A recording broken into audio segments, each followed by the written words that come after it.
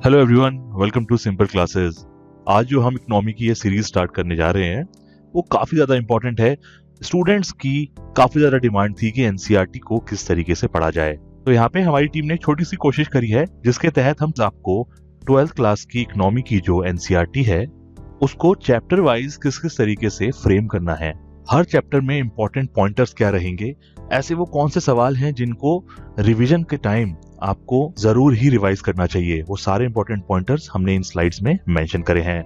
इस सीरीज में ये वीडियोस धीरे धीरे आते रहेंगे। आज हम कवर करेंगे चैप्टर 1। तो यहाँ पे बहुत सारे स्टूडेंट्स का वो क्वेश्चन भी सॉल्व हो जाएगा कि एनसीईआरटी को किस तरीके से पढ़ा जाए। जनरली एनसीईआरटीज में सब हेडिंग्स नहीं होती हैं, आपको सब हेडिंग्स अगर अपनी तरफ से बनानी है, उसके लिए अपने नोट्स बनाने हैं, तो वो सब हेडिंग्स यहाँ पे जो मेंशन करी गई हैं उनको आप यूज कर सकते हैं अपने पर्सनल नोट्स बनाने के लिए। और साथ ही कोशिश की जाएगी कि एनसीईआरटी में अपार्ट फ्रॉम रीडिंग एवरीथिंग कौन सी चीजें हैं जो बहुत ही ज्यादा इंपॉर्टेंट है और कौन सी वो चीजें हैं जो आप छोड़ सकते हैं। रीजन इसका ये है कि रिविजन करते समय हमें ज्यादा टाइम नहीं लगना चाहिए, हमारे सारे एफर्ट्स इसी चीज में होने चाहिए, जल्दी से जल्दी हमारा सिलेबस हो और रिवीजन के लिए जो हमारे नोट्स बने वो बहुत ही ज्यादा क्रिस्प नोट्स बने, ताकि एंड मोमेंट पे अगर हमें कोई सब्जेक्ट के नोट्स रिवाइज करने हैं तो उसे रिवाइज करने में ज्यादा समय ना लगे। चलिए इस लेक्चर को स्टार्ट करते हैं। उससे पहले मैं आपसे रिक्वेस्ट करूंगा हमारे चैनल को सब्सक्राइब करें, बेल आइकन को दबाएं और वीडियो में कोई चीज अच्छी लगती है तो उसको जरूर मेंशन करें, नहीं अच्छी लगती है वो भी जरूर मेंशन करें। देखिए क्या है, constant feedback is very much required for improvement और यही हम आपसे चाहते हैं। चलिए काफी हो गया ज्ञान, स्टार्ट करते हैं आज का लेक्चर। तो चैप्टर 1 जैसे कि हम यहाँ पे डिस्कस करने जा रहे हैं, पहला पेज नंबर 1 पे क्या क्या चीजें इंपॉर्टेंट है। देखिए पेज नंबर 1 पे बहुत सारी चीजें मेंशन करी गई हैं, लेकिन अल्टीमेटली आपको ये पता होना चाहिए कि आउटपुट लेवल, प्राइस लेवल और एम्प्लॉयमेंट लेवल किसी इकोनॉमी में किस तरीके से मूव करते हैं। वो सेम डायरेक्शन में मूव करते हैं या अपोजिट डायरेक्शन में मूव करते हैं। जैसे एग्जाम्पल के तौर पे अगर किसी इकोनॉमी में आउटपुट लेवल, प्राइस लेवल और एम्प्लॉयमेंट लेवल सेम डायरेक्शन में मूव करेंगे तो उसको स्टडी करना काफी आसान होगा। इसी से रिलेटेड फैक्ट्स कुछ पेज नंबर 1 में दिए हुए हैं, वो आपको पता होने चाहिए। यहाँ पे आप पेज नंबर 2 पे आ सकते हैं। पेज नंबर 2 की अगर हम बात करें, बेसिकली यहाँ पे सबसे इंपॉर्टेंट चीजें जो आपको समझ आनी चाहिए वो है मैक्रो इकोनॉमिक्स के एट्रीब्यूट्स, और जो 4 इंपॉर्टेंट एट्रीब्यूट्स मेंशन करे गए हैं वो है price, rate of interest, wage rate and profit. इनका क्या इम्पैक्ट होता है और इनका क्या रिलेशन है मैक्रो इकोनॉमिक्स में, इसके बेटर अंडरस्टैंडिंग आपको होनी चाहिए और ये आपके नोट्स में भी प्रेजेंट होने चाहिए। फिर इसी में पेज नंबर 2 पे थोड़ा सा नीचे आएंगे, वहां पे आपको ये बताया गया है हम कितनी भी कमोडिटीज को पढ़ लें, अल्टीमेटली ब्रॉड लेवल पे हम उनको कोशिश करें अगर तो 3 तरीके से रिप्रेजेंट कर सकते हैं। या तो वो एग्रीकल्चर कमोडिटी होगी, या तो इंडस्ट्रियल कमोडिटी होगी, या तो वो सर्विसेज के अंदर आता होगा। और मैक्रो इकोनॉमिक लेवल पे जब हम स्टडी करते हैं कमोडिटीज का मूवमेंट तो बहुत ज्यादा आसान हो जाता है उस स्टडीज को और पैटर्न्स को एनालाइज करना अगर हम उन कमोडिटीज को सेग्रीगेट कर लें। तो ब्रॉडली यहाँ पे 3 तरीके से सेग्रीगेट कर सकते हैं, या तो वो एग्रीकल्चर के अंदर आ रहा होगा, या इंडस्ट्रियल मैन्युफैक्चरिंग के अंदर आ रहा होगा, या फिर वो सर्विसेज सेक्टर के अंदर आ रहा होगा। उसके बाद पेज के बिल्कुल एंड में आएंगे, वहां से स्टार्ट हो जाता है मैक्रो इकोनॉमिक्स और माइक्रो इकोनॉमिक्स का डिफरेंस। ये दोनों एंटिटीज आपस में किस तरीके से डिफरेंट है, 3 से 4 कुछ इंपॉर्टेंट डिफरेंसेस दिए हुए हैं, वो डिफरेंसेस आपको जरूर आने चाहिए। ये सबसे इंपॉर्टेंट पार्ट है शुरू के 2 पेजेस का। रीजन बीइंग क्योंकि यहाँ से आपकी अंडरस्टैंडिंग डेवलप होती है कि माइक्रो इकोनॉमिक्स किस तरीके से अलग है macro economic. Macro economics study करते टाइम इकोनॉमी और कंट्री एज अ होल का वेलफेयर देखा जाता है। माइक्रो इकोनॉमिक्स स्टडी करते टाइम हम लोग इंडिविजुअल के बारे में सोचते हैं। यहाँ पे कंट्री एज अ होल या फिर वेलफेयर कोई भी पैरामीटर नहीं होता स्टडी करने का, जबकि वो माइक्रो इकोनॉमिक्स में होता है। तो ये डिफरेंसेस हैं, ये आपको जरूर याद होने चाहिए। इसके जितनी अंडरस्टैंडिंग आप ले सके आप लीजिए, लेकिन नोट्स छोटे से छोटे बनाइए। अब आते हैं पेज नंबर 3 की तरफ। पेज नंबर 1 और 2 हमने कवर करा। अगर आप स्टार्ट में देखेंगे मैक्रो और माइक्रो इकोनॉमिक्स का डिफरेंसेस कंटिन्यूड है, इसको आप एज इट इज पढ़िए और डिटेल में पढ़िए। वहां पे एक इंपॉर्टेंट टर्म दिया गया है जनरल इक्विलिब्रियम। इसके ऊपर यूपीएससी कभी एक स्टेटमेंट बना सकता है, तो बेसिक आइडिया रखना अच्छी बात होती है। और थोड़ा सा नीचे आप जाएंगे तो बहुत ही इंपॉर्टेंट चीज, जैसे मैंने यहाँ पे स्टार भी लगाए हुए हैं, इसका मतलब है सबसे ज्यादा इंपॉर्टेंट। एनसीईआरटी में टेक्स्ट से ज्यादा इंपॉर्टेंट होती हैं टेबल्स, ग्राफ्स, इस तरीके के बॉक्सेस। अगर किसी चैप्टर में इस तरीके की चीजें हैं, आप सबसे ज्यादा ध्यान देके उसको कवर करेंगे।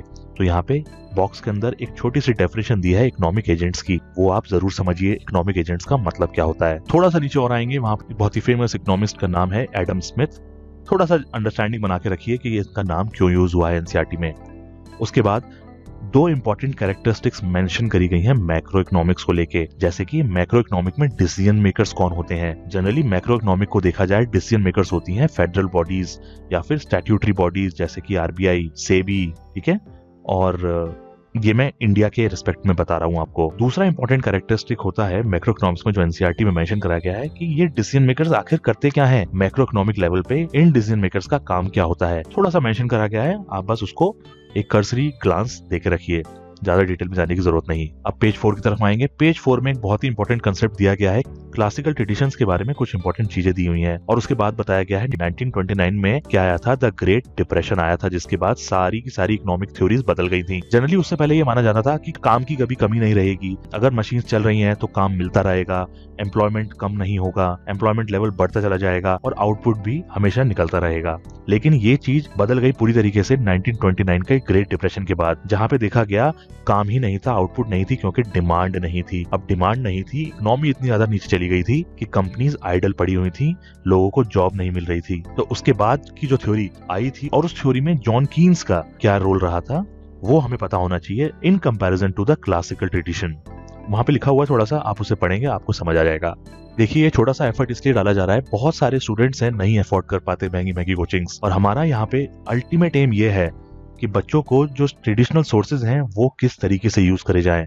अब एनसीईआरटी तो देखिए एवरग्रीन चीज है, आप इससे मिस आउट नहीं कर सकते अपनी प्रिपरेशन के दौरान।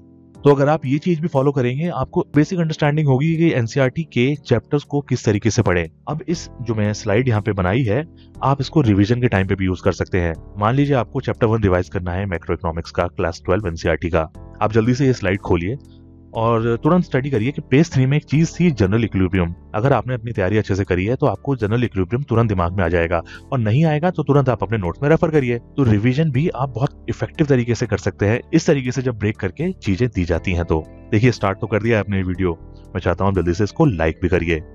चलिए आगे चलते हैं। पेज नंबर 5 पे एक बहुत ही इंपॉर्टेंट कॉन्सेप्ट दिया गया है, कैपिटलिस्ट कंट्रीज क्या होती हैं। कैपिटलिस्ट कंट्रीज के कुछ एग्जांपल दिए हुए हैं और उसके अंदर फैक्टर्स ऑफ प्रोडक्शन मेंशन करा गया है। फैक्टर्स ऑफ प्रोडक्शन की अगर बात करें, लैंड होता है, लेबर होता है, कैपिटल होता है और एंटरप्रेन्योरशिप होती है। ये 4 फैक्टर्स ऑफ प्रोडक्शन किस तरीके से कैपिटलिस्ट कंट्री में कैपिटलिज्म को बढ़ावा देते हैं, सपोर्ट करते हैं। इसी में थोड़ा सा नीचे आएंगे, रेवेन्यू और प्रॉफिट का रोल भी दिया हुआ है। अगर कोई कंट्री कैपिटलिस्ट है और कैपिटलिज्म वहां फॉलो हो रहा है तो वहां पे प्रॉफिट मोटिव ही रहेगा काम करने के लिए। जो भी चीजें बनाई जा रही हैं, प्रोडक्शन करा जा रहा है, अल्टीमेट एम होगा प्रॉफिट जनरेट करना। वहां पे एक और चीज मेंशन करी गई है, इन्वेस्टमेंट एक्सपेंडिचर। वो क्या होता है, प्रॉफिट जब आपका जनरेट होता है, जब आप चीजें मार्केट में सेल करते हैं, सेल करने के बाद सारे खर्चे जो निकाल के पैसा बच जाता है उसको बोलते हैं प्रॉफिट। ये तो हम सब जानते हैं। अब उस प्रॉफिट में से जब हम कुछ इन्वेस्टमेंट एक्सपेंडिचर करते हैं, जैसे कि हमें कुछ मशीनरी खरीदनी है, कुछ लैंड खरीदना है, प्रॉफिट के उस हिस्से में से इन सारी चीजों में खर्चा करा जाता है, उसको बोला जाता है इन्वेस्टमेंट एक्सपेंडिचर। ये वहां पे मेंशन करा गया है, मैं चाहता हूँ आप इसको कवर करें। अब जब प्रॉफिट मोटिव है, लैंड, लेबर और कैपिटल, एंटरप्रेन्योरशिप में लेबर एक पैरामीटर है। अब लेबर को तो वेज दी जाती है ना, पैसा मिलता है, दिहाड़ी मिलती है, तो वहां पे एक कॉन्सेप्ट दिया है वेज रेट और वेज लेबर का, ये भी आप जरूर कवर करिए। इसके अलावा इसको डिफरेंशिएट करने के लिए पेज 5 में नीचे की तरफ मेंशन करा गया है एग्रीकल्चर इकोनॉमी। वहीं पे इसको बहुत ही सुंदर तरीके से इसको एक्सप्लेन करा है और किस तरीके से डिफरेंशिएट करके बताया गया है कैपिटलिस्ट इकोनॉमी और एग्रीकल्चर इकोनॉमी में क्या फर्क होता है। कैपिटलिस्ट कंट्री है, कैपिटलिस्ट इकोनॉमी है, तो मोटिव क्या होता है, प्रोडक्ट को मार्केट में सेल करना।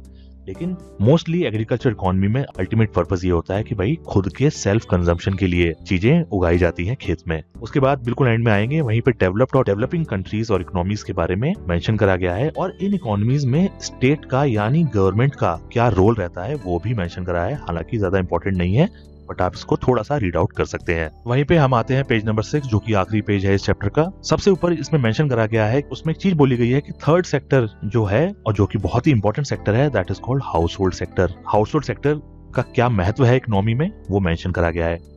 अब यहाँ पे थर्ड सेक्टर को बोला गया हाउस होल्ड सेक्टर, तो जाहिर सी बात है फर्स्ट और सेकंड भी कोई सेक्टर होंगे। तो वहीं पे नीचे मेंशन करा गया है फर्म्स और गवर्नमेंट, फर्स्ट और second sector. House hold sector का क्या रोल है ये आगे चल के भी आप डिटेल में पढ़ेंगे। अभी अगर थोड़ा सा डिटेल में आप समझ सकते हैं, आप जरूर उसको कवर करिए। और इस पेज के बिल्कुल एंड में यानी चैप्टर के एंड में मेंशन करा गया है चौथे सेक्टर के बारे में, that is external sector. External sector की अगर बात हो तो सीधी सी बात है, एक्सपोर्ट हो रहा होगा कुछ, यानी कुछ सामान बाहर जा रहा होगा कंट्री से। इंपोर्ट की बात करी गई है, इंपोर्ट होता क्या है वो बताया गया है। कुछ सामान जब कंट्री के अंदर आता है उसको बोला जाता है इंपोर्ट।